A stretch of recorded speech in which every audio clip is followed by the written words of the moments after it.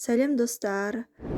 Күнделікті кешкі асқа дайындайтын қайнатпа сорпа тағамымен дайындауды көрсететін боламын. Ол үшін керек ингредиенттер: ет, қызанақ, пияз, картоп, сәбіз, сарымсақ және дәмдеуіштер қажет. Ең біріншіден қазанды қатты отқа қойып, ішіне су құйып, етімізді жақсылап жуып аламыз да қазанға саламыз. Менің каналыма тіркелуді ұмытпаңыздар. Рецепттермен бөлісіп отыратын болам. Қазандағы етіміз қайнауға жақын қалғанда бетіндегі көбіктерден жақсылап тазартып аламыз.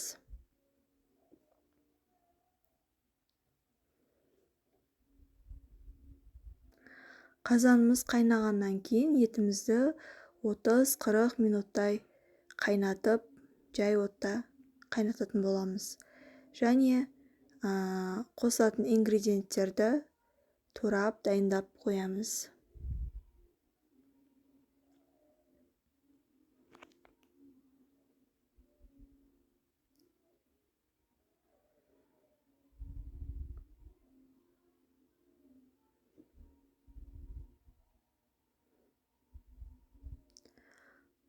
Және қазанымызға дәмдеуіштерін салуды ұмытпаймыз. Тұз көлеміне қарай және лавр жапырағын қосып жіберсеңіздер болады.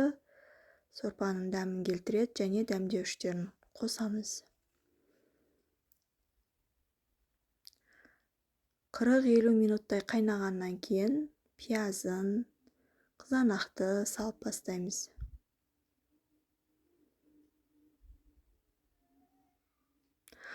Жиырма минут қайнатамыз жай отта. 20 минут қайнағаннан кейін картошка, сәбіздерін саламыз.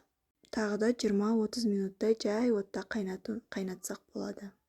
Міне біздің сорпамыз дәмді болды. Бетіне аскөк сеуіп жіберсеңіздер болады. Мен қосқан жоқпын, үйде болмай қалды.